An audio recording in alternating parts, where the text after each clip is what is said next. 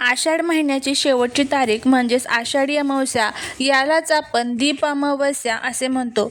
अनेक भाषेत याला गटारी अमावस्या असे देखील म्हटले जाते. यंदा 12 ऑगस्ट रोजी हा अत्यंत पवित्र आणि महत्त्वपूर्ण योग येत आहे. शास्त्रानुसार आषाढ संपून उद्यापासून पवित्र श्रावण महिना सुरू होतो. अंधाराकडून प्रकाशाकडे नेणारा हा संधिकाळ आहे. पण या दिवशी नक्की काय करावे, कोणत्या उपायाने घरात सुख समृद्धी येते आणि सर्वात महत्त्वाचे म्हणजे या दिवशी कोणत्या 3 भाज्या चुकूनही खाऊ नयेत आणि ह्या भाज्या जर खाल्ल्या तर काय होतं, या संदर्भाची संपूर्ण माहिती आजच्या व्हिडिओमध्ये मी तुमच्यासोबत शेअर करणार आहे. त्यामुळे व्हिडिओ हा कुठेही स्किप न करता शेवटपर्यंत पहा. चॅनलवरती जर नवीन असाल तर चॅनलला सबस्क्राईब करून कमेंटमध्ये ओम नमो भगवते वासुदेवाय नमः लिहायला अजिबात विसरू नका. दीप अमावस्येला आपल्या संस्कृतीत अत्यंत पवित्र स्थान आहे. तमोसो मा ज्योतिर्गमय म्हणजेच अंधाराकडून प्रकाशाकडे जाण्याचा संदेश हा दिवस देतो. आजच्या दिवशी घरातील सर्व लहान मोठे दिवे, समई, कंदील स्वच्छ घासून पुसून एकत्र मांडले जातात. तिथे रांगोळी काढून हळदी कुंकू फुले आणि अक्षता वाहून त्यांची पूजा केली जाते. आरोग्याचे प्रतीक दिवा हा केवळ प्रकाशाचे प्रतीक नाही, तर तो आपल्या घरातील नकारात्मकता नष्ट करून सकारात्मक ऊर्जा आणतो. आषाढातील काळा अंधार संपवून पवित्र आणि सात्विक अशा श्रावण महिन्याचे स्वागत करण्यासाठी ही दीपपूजा केली जाते. या दिवशी काय करावे? या दिवशी सकाळी सूर्योदयापूर्वी उठून स्नान करावे. शक्य असल्यास स्नानाच्या पाण्यात थोडे गंगेचे पाणी किंवा तुळशीचे पान टाकावे. अमावस्या हा पितरांचा दिवस मानला जातो. या दिवशी पूर्वजांच्या नावाने अन्न, वस्त्र किंवा तिळाचे दान करावे. यामुळे पितृदोष शांत होतो. घरात असणारी जी जाळे आहे तर त्याचबरोबर अडगळ, तुटलेल्या वस्तू आजच घराबाहेर काढाव्या. संध्याकाळी घरातील मुख्य द्वाराजवळ आणि देवघरात तुपाचा दिवा किंवा तिळाच्या तेलाचा दिवा हा आवर्जून आपल्याला लावायचा आहे. या दिवशी काय टाळावे? या दिवशी घरात कटकटी किंवा वाद घालू नका. घरातील लक्ष्मी यामुळे रुसून जात असते. या दिवशी नकारात्मक विचार किंवा केस नखे कापणे टाळावे. काही लोक या दिवशी मांसाहार करतात, पण शास्त्रानुसार आषाढ अमावस्येच्या संध्याकाळनंतर सात्विकता पाळणे अत्यंत गरजेचे असते, कारण रात्रीपासूनच श्रावणाची सुरुवात होत असते.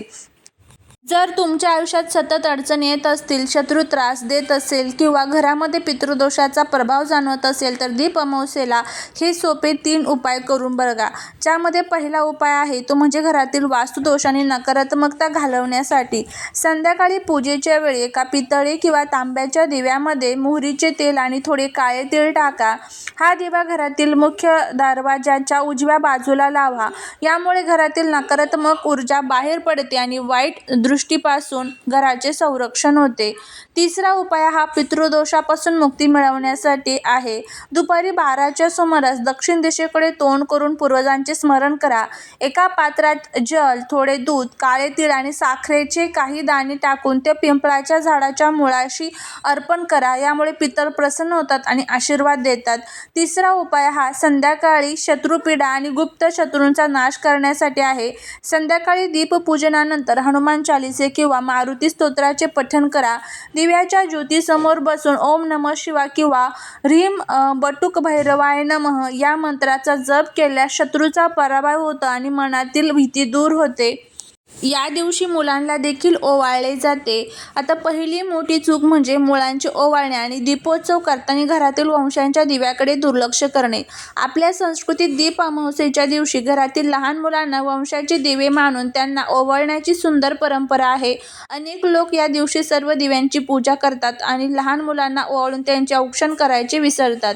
या दिवशी मुलांचे औक्षण करून त्यांची दृष्टी उतरवली जाते, ज्यामुळे त्यांच्यावर येणारी नकारात्मकता आणि जी काही नजर आहे तर ती दूर होते. सायंकाळी दीपपूजनानंतर जेव्हा दिवे प्रज्वलित केले जातात तेव्हा ते वाऱ्याने भिजणार नाहीत याची विशेष काळजी घ्यावी. पूजा सुरू असताना किंवा संध्याकाळच्या वेळी दिवा भिजणे अत्यंत अशुभ मानले जाते. दुसरी चूक म्हणजे वापरलेल्या किंवा दुसऱ्याच्या वस्तूंचा वापर करणे आणि नकारात्मक ठिकाणी जाणे. शास्त्रानुसार अमावस्येच्या दिवशी बाहेरील नकारात्मक ऊर्जेचा प्रभाव सर्वात जास्त असतो.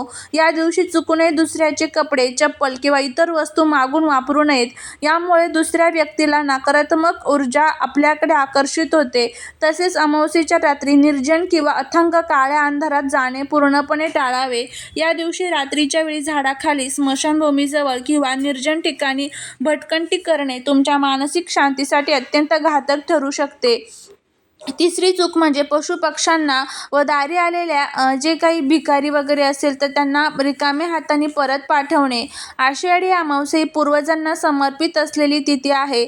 असे मानले जाते की या दिवशी आपले पितर निराळ्या रूपात म्हणजे विशेषतः पक्षी, कुत्रे गरिबांच्या रूपात आपल्या दारी येतात. जर या दिवशी तुमच्या घरासमोर कोणी भिक्षुक, भिकलेला माणूस किंवा पशुपक्षी आला तर त्याला रिकाम्या हाताने किंवा हकलून देऊ नका. ही मोठी चूक आहे. या दिवशी कावळ्याला, पक्ष्यांना धान्याचे दाणे किंवा कुत्र्याला भाकरी देणे याने पितर तृप्त होतात, परंतु त्यांना त्रास दिल्यास पितृदोषाचा फटका बसू शकतो.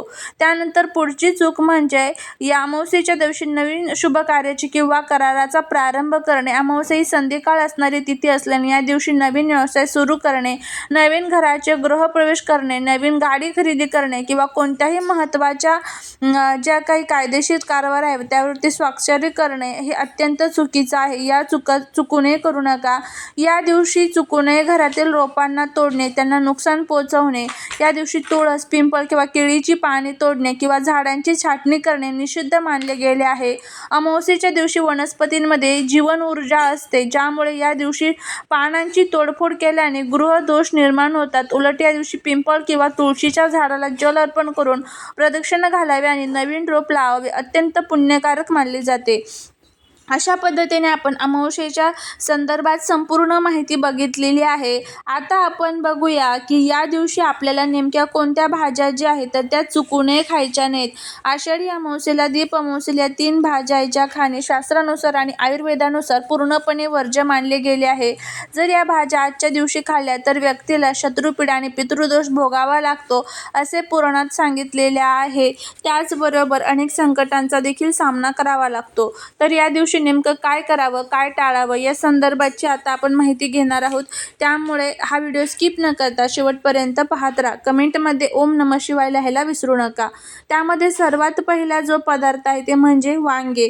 शास्त्रात वांग्याला अमेध्य म्हणजेच अशुद्ध फळ भाजी मानले गेले आहे. अमावास्येच्या तिथीला वांग्याचे सेवन केल्याने पितर रागावतात आणि घरामध्ये पितृदोष निर्माण होतो. आषाढ आणि श्रावणात पावसाचा जोर जास्त असतो. या दिवसात वांग्यामध्ये सूक्ष्म कीटक आणि अळ्या होण्याचे प्रमाण सर्वाधिक असते. वांगे हे वातवर्धक आणि पित्तवर्धक असते. या काळात वांगे खाल्ल्याने त्वचेचे विकार आणि पोटाचे आजार उद्भवतात. दुसरं आहे ते म्हणजे मुळा. मुळा ही वनस्पती भूमीच्या आत उगवते. अमावास्येच्या दिवशी जमिनीत उगवणाऱ्या कंदमुळांमध्ये राहू केतूचा प्रभाव मानला जातो. या दिवशी मुळा खाल्ल्याने राहूचा दोष लागतो, ज्यामुळे गुप्त शत्रू वाढतात आणि मानसिक ताण निर्माण होतो. पावसाळ्यात मुळाचे पचन होणे कठीण असते. यामुळे गॅस, ॲसिडिटी आणि पोटातील जंतूंचा त्रास वाढतो. शरीराची रोगप्रतिकार शक्ती कमी होते. तिसरं आहे ते म्हणजे लाल माठ आणि तांदूळसाची भाजी. तर अमावास्येच्या दिवशी ह्या भाज्या खाणे वर्ज्य आहे, कारण यामध्ये नकारात्मक ऊर्जा आणि सूक्ष्मजीवांचा वास असतो. ज्या भाज्यांचे सेवन केल्याने शरीरातील तामसिक गुण वाढतात, ज्यामुळे शत्रुपीडा आणि वास्तुदोष भोगावे लागतो. आषाढाच्या शेवटी आणि पावसाळ्यात पालेभाज्यांवर प्रचंड प्रमाणात बॅक्टेरिया आणि कीटक असतात. या दिवसात दूषित पाण्यामुळे पालेभाज्या खाल्ल्यास विषबाधा होण्याचा धोका असतो. आपल्या पूर्वजांनी आणि ऋषीमुनींनी धर्माच्या नावाखाली आरोग्याचे नियम सांगितले आहेत. या 3 भाज्या या दिवशी न खाण्यामागे जसा धार्मिक दृष्टिकोन आहे तसाच तो पूर्णपणे वैज्ञानिक आणि आरोग्याशी जोडलेला आहे. त्याचबरोबर या दिवशी लसूण, कांदा आणि त्याचबरोबर जे काही नॉनव्हेजचे पदार्थ आहेत तर ते सुद्धा आपल्याला खायचे नाही आहेत. अशा पद्धतीने आपल्याला ह्या सर्व गोष्टी ज्या आहेत तर त्या अमावास्येच्या दिवशी पाळायच्या आहेत. जर तुम्हाला हा व्हिडिओ आवडला तर व्हिडिओला लाईक करा. चॅनलवरती नवीन असाल तर चॅनलला सबस्क्राईब करा आणि कमेंटमध्ये ओम नमो भगवते वासुदेवाय नमः लिहायला अजिबात विसरू नका. भेटूया पुढच्या एका छानशा नवीन व्हिडिओत नवीन माहितीसोबत. श्री स्वामी समर्थ.